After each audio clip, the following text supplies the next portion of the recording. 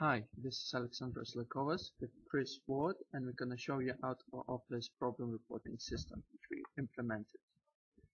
In this system, you need to first of all to put a problem in, and later on we're going to show you a report which stores all the problems, and you can actually sort problems by date or by priority. First of all, we need to put our test name in the text field and our surname and university email address. We have this field because it was one of the requirements from Moodle Flying Squad team. We need to choose if we are student members or staff from a Dropbox, and then it generates another Dropbox in which you can select the problem type. As you can see, the staff problem type is going to be different of student problem type. If we not entering one of the fields, the error message will come up to show that the field has to be put in. When we press the submit button, we'll go to our next page. The second page is for the problem sorting. First of all, if you entered staff on the first page, you'll be asked to enter your staff ID. Secondly, you need to enter the faculty that you work for.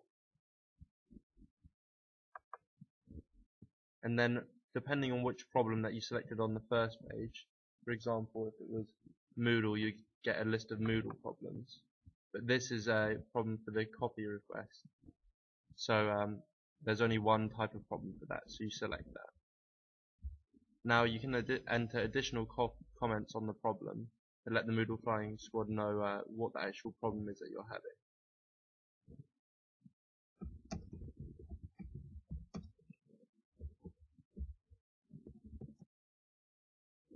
Finally, you select the priority of your problem. If it's not urgent, you can select just one, and Moodle Flying Squad will get around to it when they have time, or 5 if it's a really important problem. As you can see, you can only select one priority because of the radio buttons. Finally, you just hit submit, and the problem is submitted to the database.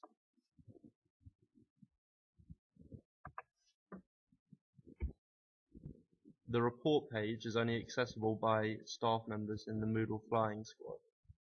When they reach the report page, they are able to select from 2 different lists of problems.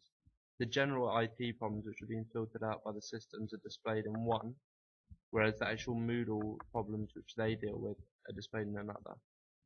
When you hit submit, it displays a list of all of the problems stored within the database, and you're able to sort them depending on when they were submitted or the priority, so that the Moodle Flying Squad are able to see what task is most urgently needed to be sorted out. When they're ready to look into a problem, all they need to do is click into the number and it will link them to the report page. In this report page, we have all information about the problem. It actually displays the priority by the user, and if the user is a staff, the priority calculation will be 15 because it will add 10 plus.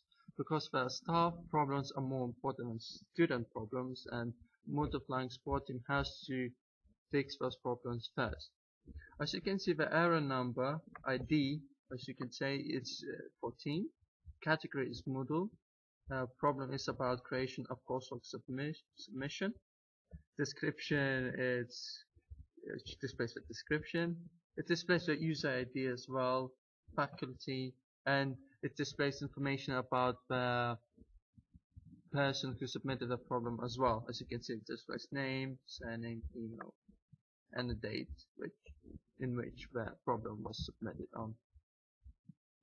And when the problem is fixed, they can easily delete the problem by using the delete button. We feel that we have fully satisfied the requirements of the project, as now you are able to submit an out-of-office problem to the Moodle Flying Squad.